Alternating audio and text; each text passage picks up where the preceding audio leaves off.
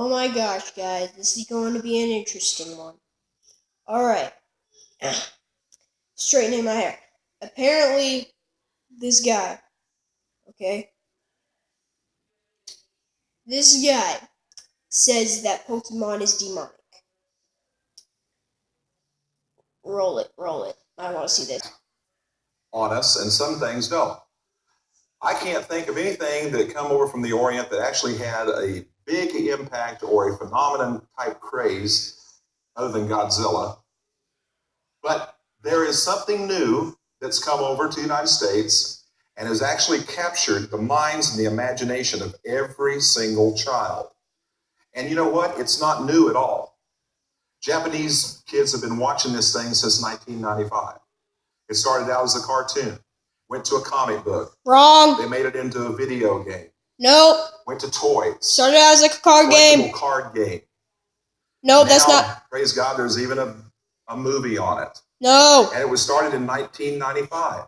It's not new, but it's new to kids, and they're eating it up. And it's called Pokemon. And it stands for Pocket Monster. And it even made the cover of Time magazine. Now, the first thing I want you to notice is, do you notice any symbol up there that you've seen before? The spiral.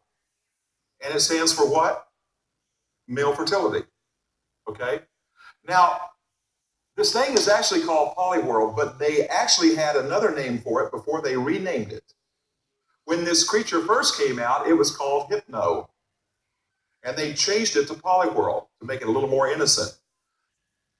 I don't get how hypnotizing is so bad. It's freaking a Pokemon. Gosh. It's not like the end of the world. Jeez, dude. Jeez. Here's one of the characters. Cute little one. Everybody go, oh, come on. I know you wanted to do that, see? That's why I did that. He's cute. But the one thing I've noticed about him right off, this is Pikachu. One thing I noticed about him right off was his tail. It's a lightning bolt. And it's a satanic Z. It's a satanic Z. It's not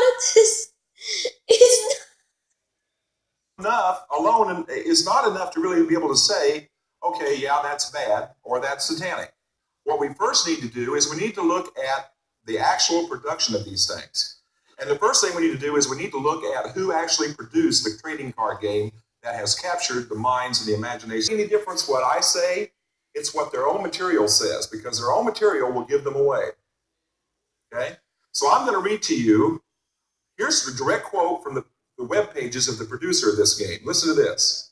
The Pokemon trading card game is a new collectible card game that is made and distributed by Wizards of the Coast. What is a wizard? Male practitioner of black magic.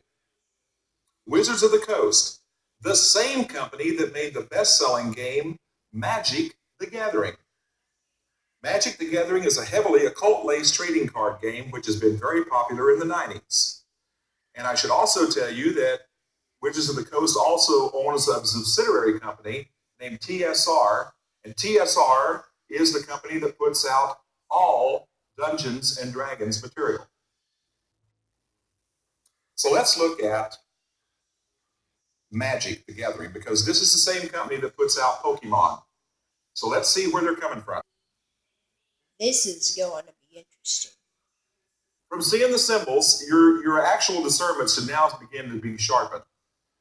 How many see a circle? How many see a pentagram? Yeah. If you look, there it is. See that? Magic the Gathering. This is a role-playing game.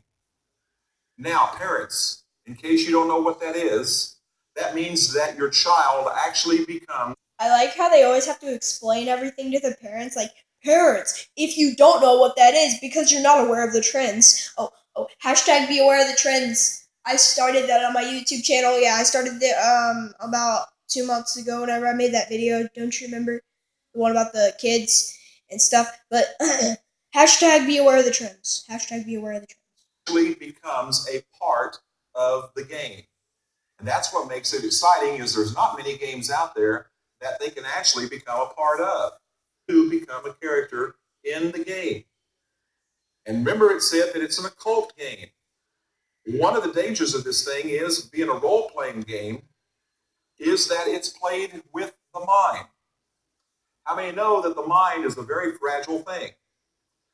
And what happens is in these role-playing games, I'm going to use the example of Dungeons and Dragons because TSR is the one that puts out all their material.